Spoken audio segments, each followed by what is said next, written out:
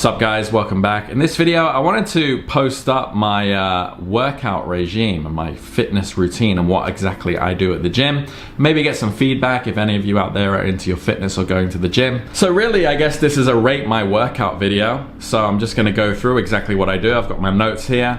And let me know what you do in the comments, and because I don't know if I'm looking to do something different, maybe mix it up a little bit, but really just get some feedback as well.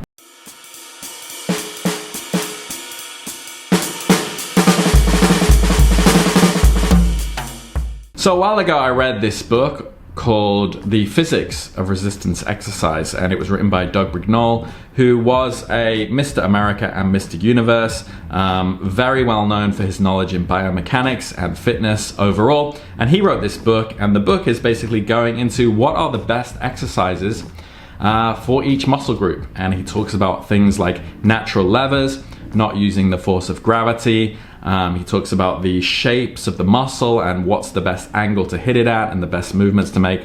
I'm really paraphrasing. It is quite a book. There is a lot of information in it. And I base my workout really on the workouts in that book. And I devised my own push-pull leg system using most of the exercises in that book. So I want to go through my push-pull legs routine with you, and maybe you want to try it out yourself. My results have been pretty steady, especially recently. I've been able to be a lot more consistent with it, and I have seen my results, slowly increase. So I would say for the vast majority of my exercises, I am doing 4 sets of 8 to 12 reps, and I try to superset as much as possible, and I've played around with different variations of these exercises, and this is currently what I'm doing. So the push, 4 sets of 8 to 12. The first one is the decline bench. This is pretty hard to set up. I did almost drop a weight on my face when I first started doing it, but now I'm pretty good. Dumbbells, decline bench, I would say about 25 to 30 degree decline. And as I said, 8 to 12 of those. Then I go to a flat bench and I do the front delt raises that are in the book as well. Now I don't see anyone else doing these. When people do front delts, most people are swinging weights up while standing up, or they use the cable. But I find this to be pretty hard, and even after my decline bench, I don't feel too tired. I think it really does isolate that front delt really well. After that, I go to supersetting side delt raises with tricep pushdowns. My gym doesn't have that exact machine, so I have to do one arm at a time, but I do use that natural lever. I do pull the cable down over my shoulder. I see a lot of people, they put the cable down on the ground and they kind of lift it up as if you're doing kind of a sitting down dumbbell pushing up extension. But as it says in the book, there's no reason to be stretching the underside of your arm back like that. You can just have the arm by your side, and you are still working the tricep in exactly the same way. So that usually takes me about 55 minutes to an hour, and it seems like 3 workouts, right? Decline bench, the front delt lifts, and then the superset of side raises and tricep pushdowns. The changes that I made is I used to superset the front delt with the side delt raises, and I used to use the flat bench. So I would do flat bench, front delt press, and then I would lie on my side and do the lying down delt raises. And the lying down delt raises is something I also don't see anyone do. Most people do side delt raises standing up, but in the book, Doug says, that the gravity is helping you, because every time you raise that weight, you drop it, and gravity is helping you. If you lie on your side, you actually have to let that thing down, and it burns.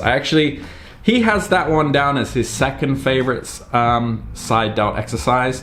For me, I definitely feel like it's harder, but I just prefer the superset using the cables. So I used to do the front delt and side delt superset, and then I would do extreme decline tricep extensions, which is also his second favorite after the pull down with the cables. I also found that a lot harder to do. But I also found my elbows, because they're kind of like skull crushers, I also found my elbows getting a little bit tender, so now I superset the side delt raises with the tricep pull downs. So moving on to the pull. So the pull, I start off with the lat pull-ins. Now the lat pull-ins, probably one of the most well-known exercises in the book. and he goes into these in a lot of detail. And you know, I like him. I've been gradually going up in weight. I do them kind of kneeling on one knee though, and he does have it on the side and he pulls it down to the waist. You see a lot of people, they pull that way and they have like this turning motion, but he says that's kind of a waste of movement. You should just pull it from the side and then you're contracting the lats. And yeah, I've been going with that. It's probably one of my favorite exercises from his book. After that, I go to another superset. This superset is the shrugs plus bicep curls on the cable. So I have a wide grip. I don't know what it's called. Is it a wide D grip? And I do shrugs with those on the cable. And then I just grab kind of the middle of it and do bicep curls as well. So 4 sets of 12 on both of those. My shrugs with that has been going up pretty consistently and pretty quick. I've almost finished the whole rack, which is about 95 kg. So I don't know, maybe I'll have to move to weights with that and do it with dumbbells. After that, I go to a wide grip row. So Doug has an exercise in his book for middle trapezius, where he has one of those machines where you have cables kind of wide from each other and you pull them back kind of like that. We don't have that, so I'm just doing a wide grip row.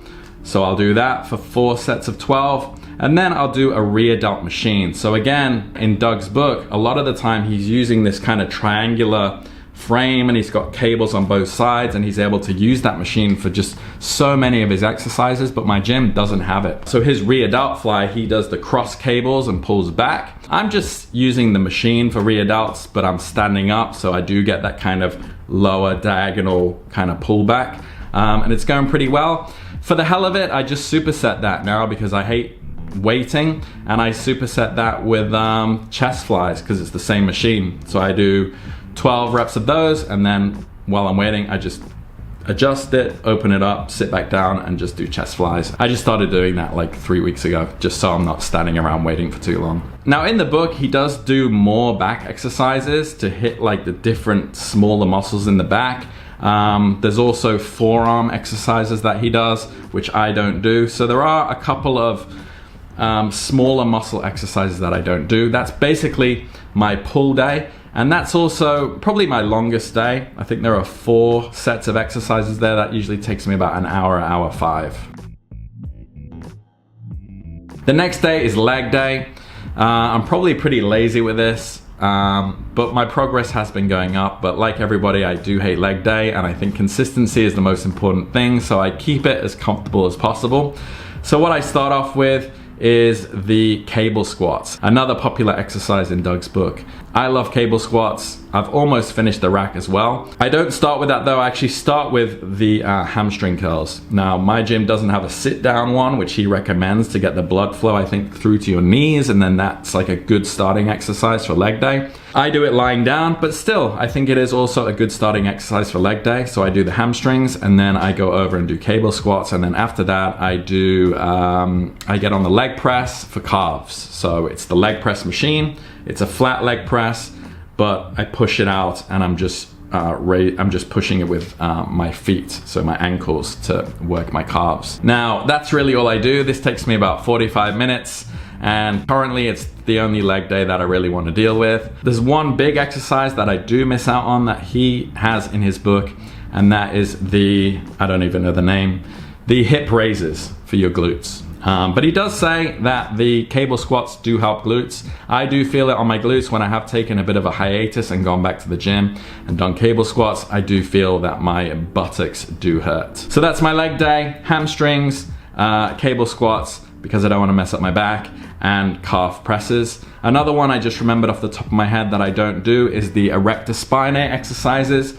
Doug Brignole is not a big advocate of deadlifts, so his book is really written a lot for longevity, so I don't do any kind of deadlift exercise. Maybe I should. I think if I'm going to get some criticism here, it will be that I should do some deadlift exercises for my core.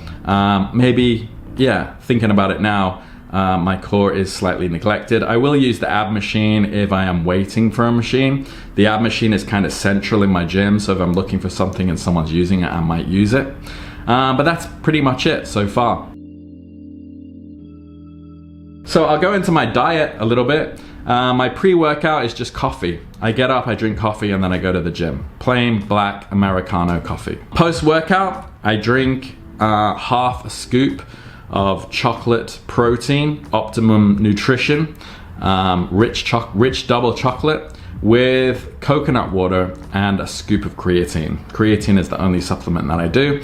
I don't know why I do this half scoop supplement. I think it's like years ago I did P90X, if anybody knows what that is. It's kind of like this home workout thing. And they used to sell this recovery shake, which I never bought, but I saw on Reddit a recovery shake is basically a 1:4 ratio of carbs to protein. So initially I saw that grape juice had like 40 grams of carbohydrates and half a protein scoop was like 10 grams, right? Because you usually get 20 to 25. So then I got the 10 to 40. So I would do grape juice with chocolate, which I recommend. It tastes kind of like a Black Forest cake. But then it just got a bit too sweet for me. I know coconut water is a lot more hydrating, so then I switched to coconut water. So I don't have that 4:1 ratio, whether that's even true or not. It is just something I do as kind of a reward. I do like the taste of it, and that is the thing that I just neck it straight after my workout to hydrate myself. As far as my diet goes, I basically follow a carnivore diet similar to Carnivore MD on Instagram. I feel great on this diet. It's basically a lot of grass-fed meat, eggs, milk as raw as you can get, or non-homogenized. I don't do a lot of honey because I can't find raw honey, but that's fine, and fruits. So it's a carnivore diet with fruits. I find that I basically thrive and feel the best on that diet. I eat twice a day. I don't count calories. I just really, there's 2 meals a day. I'll do 180 gram steak or some mince or some chicken and eat it with eggs and butter. Anchor grass-fed butter, usually from New Zealand, and a piece of fruit each time. Usually a kiwi fruit, but also blueberries, watermelon, lychees, grapes, banana. I'm not really that picky, but it tends to usually be those. Actually, I'm very big on kiwi fruit, to be honest. And that's it. So if you have any criticisms, if you have any feedback, if you want to share your workout, if you want to tell me something that I'm missing, it's always good to audit yourself. You know, you can get very much in the zone. At times you can't see the forest from the trees. So I love it when people come along and they're like, dude, you don't even do this. You don't even do that. Or why are you doing this?